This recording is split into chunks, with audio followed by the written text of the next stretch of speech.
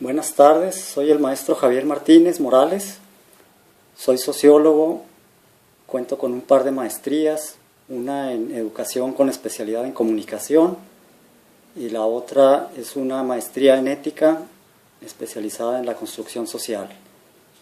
Desde hace un buen tiempo me he dedicado a la docencia, principalmente a nivel medio y medio superior, pues impartiendo materias en el área que conocemos como ciencias sociales y humanidades y la parte de comunicación.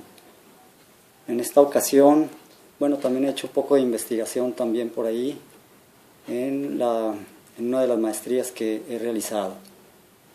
La materia que vamos a impartir en este semestre pues es la materia de fundamentos de comunicación.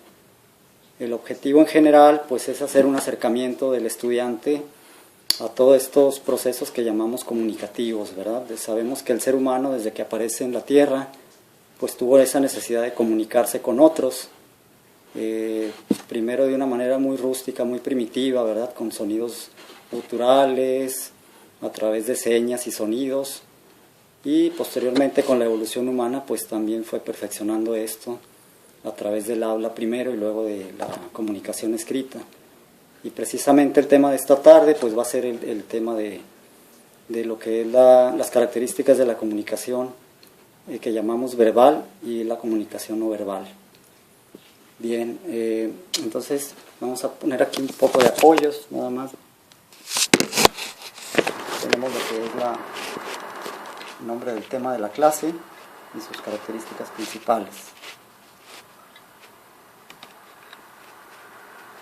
Ya comentamos pues que la comunicación es un proceso de transmisión y recepción de ideas y de mensajes, ¿verdad? Que hay varios elementos que la componen. Y básicamente pues en la clase de hoy vamos a ver la comunicación verbal y no verbal. Ahí tenemos una pequeña definición de cada una de ellas.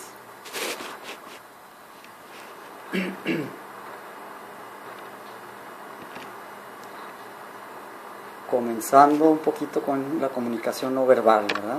Que es la que expresamos generalmente o principalmente pues a través de gestos, ademanes, de lo que llamamos nuestra postura corporal, y pues cumple diferentes funciones, ¿verdad? Principalmente acompaña a la comunicación verbal, ¿sí? La complementa, la modifica o incluso hasta la puede sustituir. ¿Cuáles son algunas de sus características? Bueno, algunos de los expertos hablan de que lo que nosotros expresamos a través de lo no verbal es entre un 60 y 70%. Es lo que comunicamos con lenguaje no verbal, el resto lo hacemos de manera oral o lo que llamamos verbal, ¿verdad? Se acompaña también esta comunicación a través de imágenes, sonidos, gestos o, como decíamos, movimientos corporales. También influye, por ejemplo, nuestro tono de voz, incluso nuestra vestimenta, ¿verdad? O hasta cómo leemos a veces. Y también es parte de lo que conocemos como el lenguaje icónico, ¿verdad?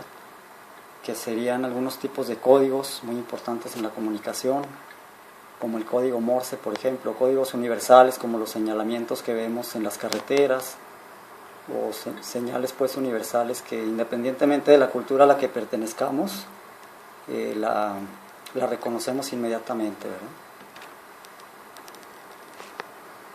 Ahí están otras de sus características. Es muy importante señalar la última de esta diapositiva, que este tipo de comunicación pues varía dependiendo de la cultura y del individuo también en que se está realizando, ¿verdad? Si bien ahí tenemos como señales universales, también hay señales o tipo de comunicación que son características o propias de una cultura, por ejemplo el saludo, ¿verdad? O la manera de alguna postura corporal que indica algo puede ser también parte de una comunidad en específico, de un contexto social en específico. Ahí tenemos pues finalmente otras características de la comunicación no verbal, ¿no? El contacto visual es importante, las expresiones de nuestra cara, la postura de nuestro cuerpo, y la proxemia, que es la distancia que podemos guardar en relación de nosotros con otras personas, ¿verdad? Que hay algunas que podemos llamar la distancia personal, que es un poco más cercana en términos de de la comunicación de persona a persona, o una proxemia social o pública que es un poquito más amplia, ¿verdad? Cuando hablamos o damos un discurso frente a un público. Bueno, ahí están algunas características también de cómo se da la comunicación.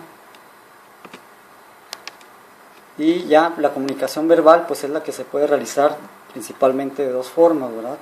A través de lo que llamamos lo oral y también de lo escrito, ¿verdad?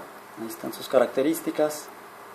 También se dice que la comunicación verbal es cuando verbalizamos la palabra, ¿verdad? Cuando la expresamos, pues, a través de un lenguaje y nos comunicamos con otros.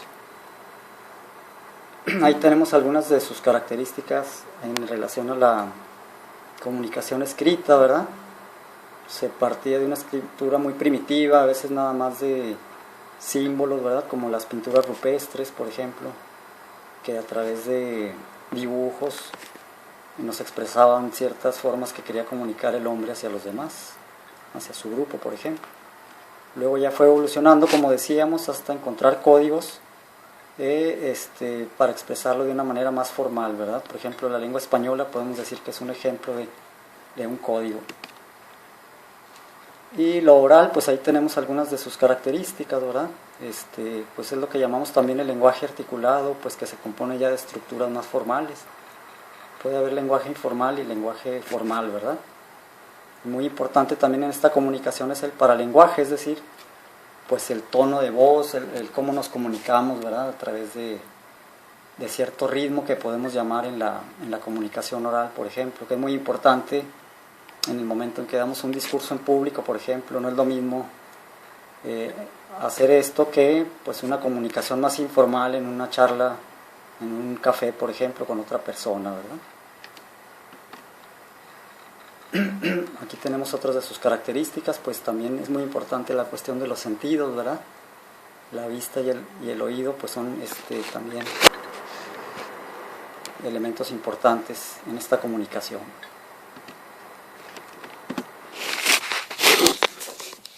Muy bien, entonces en conclusión pues tenemos que la comunicación, dijimos, pues es un proceso fundamental en el ser humano, no podemos prescindir de ella. Y entre más la estudiemos, bueno, aquí el objetivo, como dijimos, es analizar todos sus elementos, sus características, los tipos de comunicación que existen, para nosotros como profesionales en un futuro posterior tener estas herramientas que nos van a poder ayudar a comunicarnos mucho mejor con otros, y depende del tipo de situación que estemos pasando, pues utilizar ciertos recursos de la mejor forma. Muchas gracias.